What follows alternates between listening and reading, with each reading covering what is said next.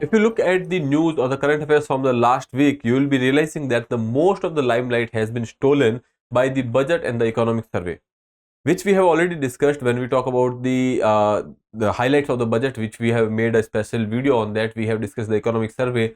We have also discussed the basics of the budget. So if you have not watched these videos, you can go and watch those videos.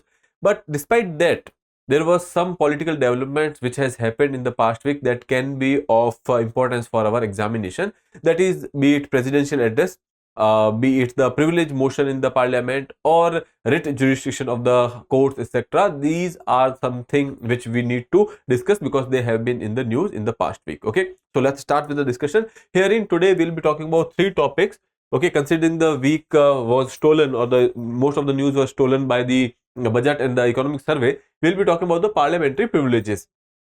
Recently there was this motion which has been filed. We will be talking about that. Then coming to the next one, that is writ jurisdiction. There was this Supreme Court judgment or the verdict which has basically talked about this, and here we will be seeing that whether a body is a state body or the public body or not, how they decide. Okay, so that is there. Coming to the next one, that is the official languages. Okay, so recently Marathi language has been made compulsory in the government offices, etc. over there, that is in Maharashtra. So we'll be talking about the official languages, etc. with respect to the constitutional provisions and all. Okay, so that is about today's discussion. So let's start with the first one. Herein we are talking about the breach of parliamentary privileges. The news was formal notice of breach of parliamentary privileges were filed against some MPs for following their comment on the presidential address. Now, when we talk about the presidential address, we have talked about this already in the last session. Okay, so we will not go into details of that, but because of this particular you can say presidential address, you know that there was this motion of thanks which will be there. So considering that, there was some comments which has been made by the MPs. Okay, and against that there was a breach of parliamentary privileges motion was filed. Okay, now we'll be seeing that what is this breach of parliamentary privilege. Okay, so a breach of parliamentary privilege or the privilege occurs when someone disregards or attacks the privilege, rights or immunities of a member of the house itself. Okay, so let's say there is a member of the house.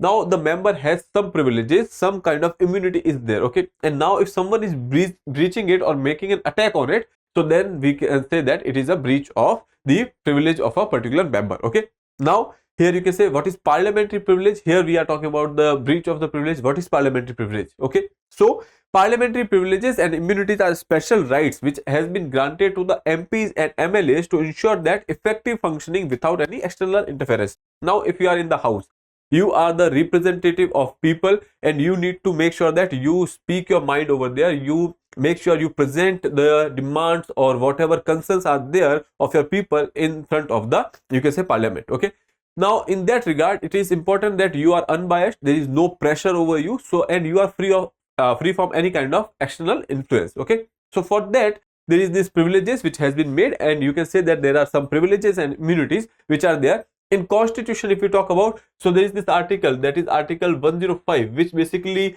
mentions them. Now here you can see, if we talk about the sources from where the privileges and the immunities are coming from, so in constitution also it has been mentioned, but the problem is that it is not defined. Okay, so here you can say Constitution of India, we have article 105, article 122 and article 194 and article 212. These are some of the articles where there is a mention of the parliamentary privileges. Okay, coming to the next one, parliamentary conventions. When we talk about the Indian parliament, most of the things, or you can say there are various things which we are using as conventions, they have been taken from the British parliamentary conventions. Okay, so here you can say parliamentary conventions which are based on the British parliamentary practices as of 1947, before the independence. We have taken these practices. Okay, because why we have taken that? Because we were familiar with that, because we were using the similar system in India at that point of time. Okay, coming to the next one, rules of procedure and the conduct of business.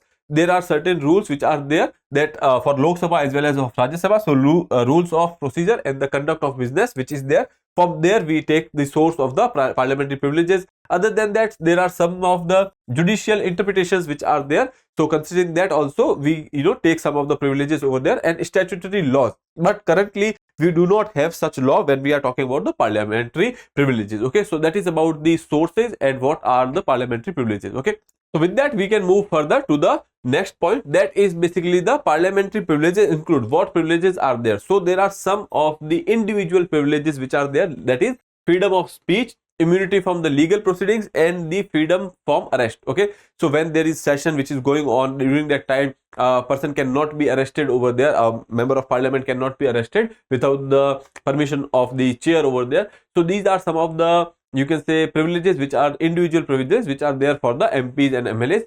Coming to the next one, collective privileges, if we are talking about in the group setting, when we see, so there are certain secret sittings of the parliament, or you can say secret sitting of you can say committees, etc., that can be there. So that is also a privilege which is there, and whatever things which has been discussed in these sittings, that cannot be made public, so that is there. Coming to the next one, inquiry powers are there when we talk about let's say some of the committees are there for the scrutiny of certain things, so these kind of investigation or the inquiry powers are also there. Judicial immunities are also there. Okay, so these are some of the things when we talk about the parliamentary privileges.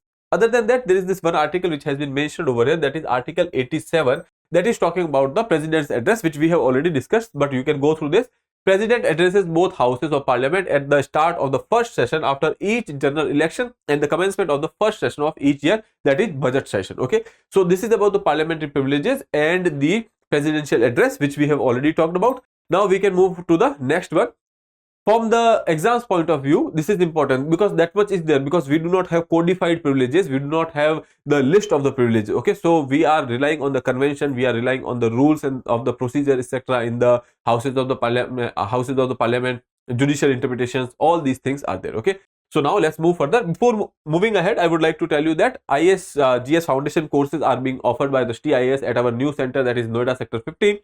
For English medium, batches are starting from 17th of February. For Hindi medium, batches are starting from 21st of February. You can directly visit the center, address is given over here, or you can call on this number, that is 87501 87501. Okay, now let's move further to the next one, that is writ jurisdiction. Recently there was this case in front of the court, and court has said certain things, or you can say made observation, they have given their verdict. In that verdict, okay, they have discussed about a particular thing, or when we talk about the writ, on whom writ can be applied. Okay, so we will be talking about that. Okay, so let's start. Supreme Court verdict says that being subject to regulatory guidelines under a state does not automatically make an entire subject to the writ jurisdiction. So basically they are saying that if there is a body, okay, that is subjected to the regulatory framework, that does not mean that it will be a public body and that will be subjected to the writ jurisdiction. Okay, so basically what they are saying is that, let's say there is a company, there is a company A, that is a private company, but it is basically you can say regulated under a regulatory framework. Okay, that is a statutory law which has been made by the parliament or something like that. Or let's say, just say there is a Companies Act, okay, under which it is regulated by the government framework or the government's guidelines. Okay, that does not mean that a court can actually put a mandamus writ on this. Okay, so that is something which has been discussed in this particular verdict. So again, being subjected to a regulatory guidelines under a statute does not automatically make an entity subject to the writ jurisdiction. Okay, so what is the functions test? How will you decide that which body is under the writ jurisdiction and other is not? So here, writ jurisdiction applies only if the entity performs public duties. If there is a company which is performing public duties, in that case that can be applied, but if it is not, then it cannot. Okay, such as governmental or the essential public functions imposed by a statute or the statutory law.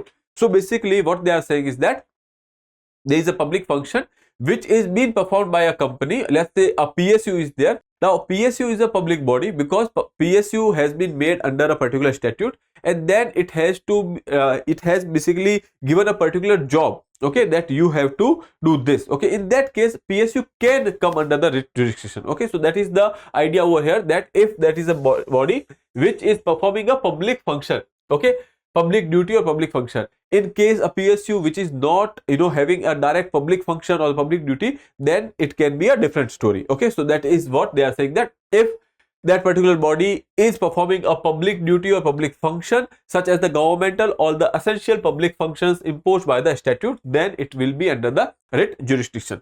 Coming to the next one, writ jurisdiction applies to the state authorities, statutory bodies, state owned and funded private bodies, private entities performing public duties, etc. Okay, so that is there. Again here, private bodies, okay, private entities which are performing public duties. Let's say there is a government hospital, okay, there is the government hospital, and then there is a company which is having a contract that they will be providing some kind of services in government hospital now, and the services are being provided to the public. Okay, so in that case, that company which is having a public function, that can be under the writ jurisdiction. Okay, coming to the next one, NBFC's duties are confined to account holders and the borrowers, not to the general public.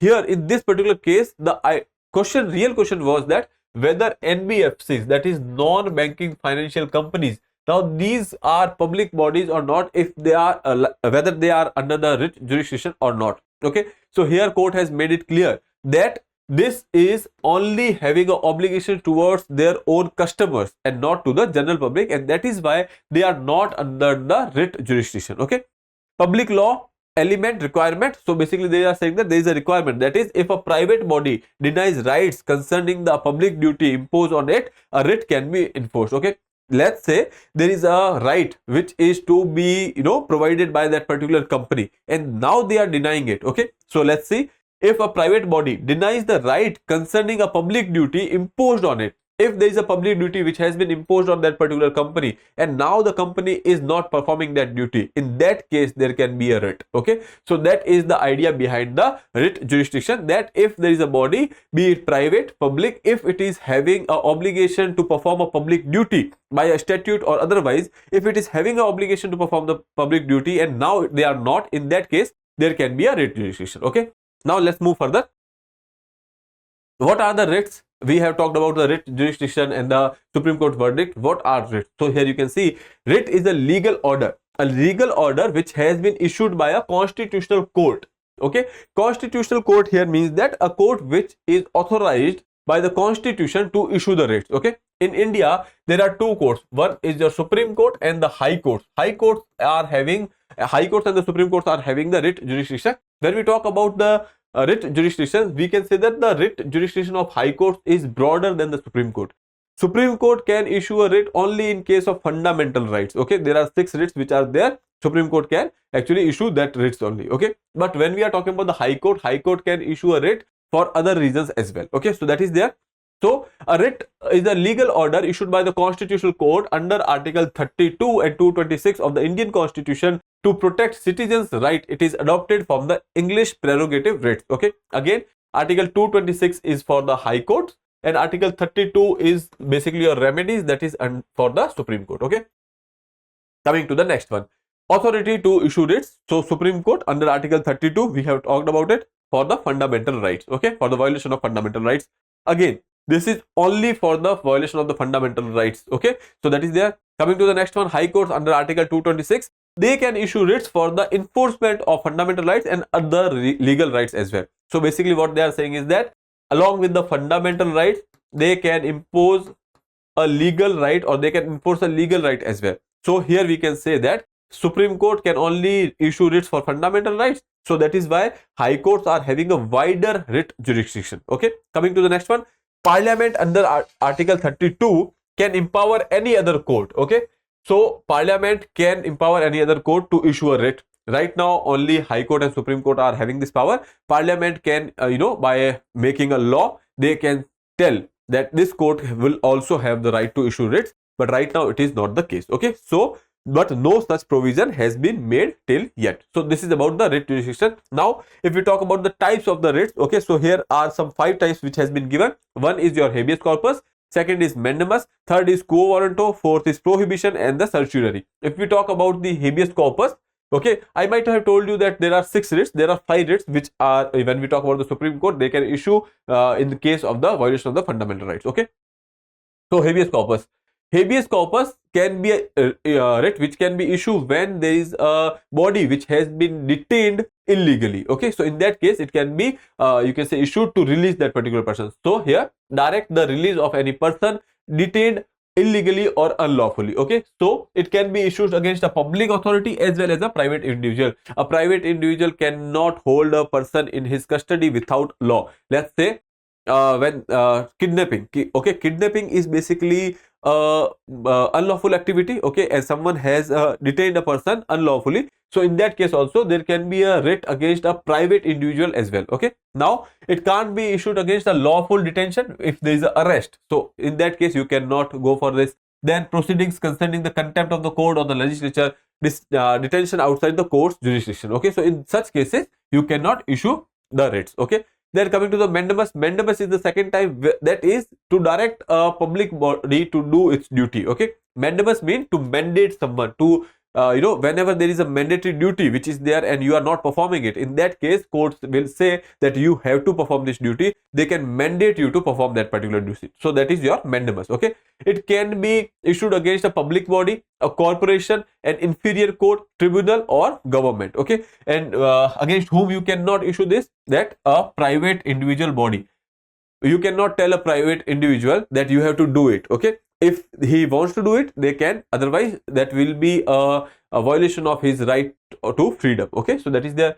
Then a discretionary duty. If there is a duty which is having a nature that it is discretionary, it depends on the person who wants to perform it or not, who think about this as a right thing to do it or not, and that kind of discretion has been given to that particular authority or that particular person. In that case, if whether he want to perform it or not, that is totally up to him. Okay, coming to the next one, contractual obligation, president or governor, CGI, CGO of the High Court acting in the judicial capacity. In that case, you will not be issuing a writ. Coming to the next one, quo warranto, direct a person to vacate an office assumed wrongfully. If you have assumed the office wrongfully, in that case, they will tell you to vacate it only against the judicial and the quasi-judicial authorities. So this quo warranto is for the judicial bodies or the quasi-judicial bodies only. Okay, coming to the next one, prohibition. It prohibits a lower court form proceedings on a case. Okay, you are prohibiting someone. Again, this is only for the lower courts. Okay, so know that it is only for the lower courts, judicial, quasi-judicial, and the administrative authorities which are acting in that particular, acting in a particular way which is having some kind of element which is attached with the judicial function. Okay, so that is there. Again, coming to the which body it will not be applicable, that is legislative and the private bodies and the individuals. Okay, coming to the last one, that is certiorari. A higher court removes a proceedings from the lower court and bring it before itself. Okay, a higher court like a high court tells the district court that you have to send this proceeding in front of me and you will not be doing anything over this. Okay, so that is your certiorari. Only a statutory or the constitutional public office on which that can be imposed. Okay, so that is about the writs. You can go through this chart, that can be important for you. If you want to take a screenshot, you can take it, or this PDF will be provided at the Telegram channel, so you can take it from that as well. Okay, so this is where you can take the screenshot. Anyways, so now we can move further, that is official languages. Official languages has been in news, or when we are talking about the specific language, that is Marathi. Marathi has been in the news because Maharashtra has mandated the use of Marathi language in all official communications across governmental, semi-governmental, local self-government bodies and the government aided offices. Okay, so basically they are saying that in the offices you will be using this particular languages if it is a government office. Okay, now the Marathi language policy approved in 2024 recommends the use of Marathi in all public affairs. So on the basis of that, the Marathi language as well as this issue of the official language has come in front of the news.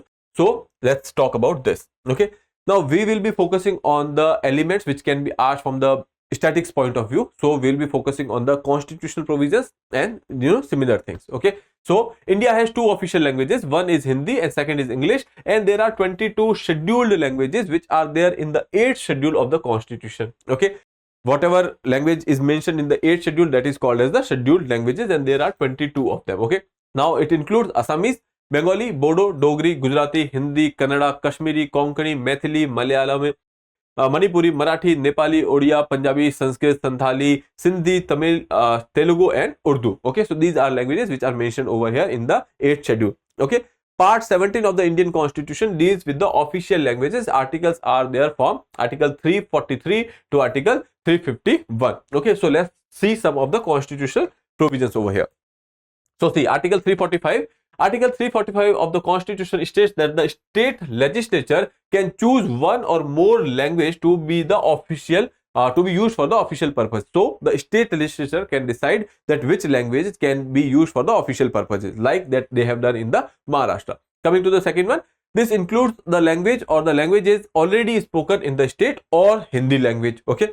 Coming to the Article 347. Article 347 of the Constitution deal with the recognition of the languages spoken by the section of the state's population. If there is a language which has been spoken by the section of the people or a community in the state, that can also be given you can say recognition. So it allows the president to officially recognize such language if substantial portion of the state's population requests it. Then coming to the next one, this provision allows the inclusion of the regional language into the official framework of the state, ensuring linguistic inclusivity. Okay, so that is something, and power is with the president over here, so please remember that. Okay, coming to the next article, Article 350A. Article 350 of the Constitution requires that the state to provide adequate facility for the instruction in the mother tongue for the children from linguistic minority groups. This applies to the primary education. Okay, now in the primary education, if you want to use the mother tongue, there is a provision, that's Article 350A, and states are mandated for that. Okay,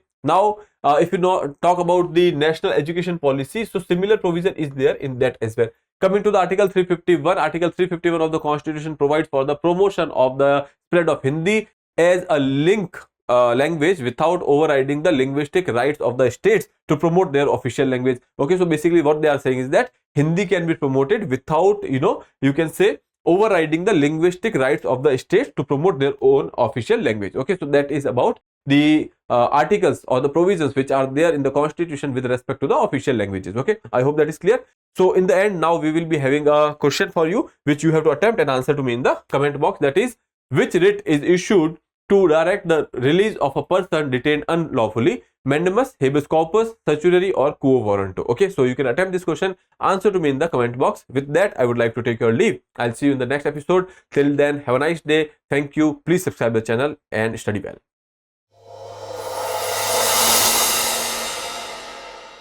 For more informative content, like, share and subscribe, and do not forget to press the bell icon to get the notifications.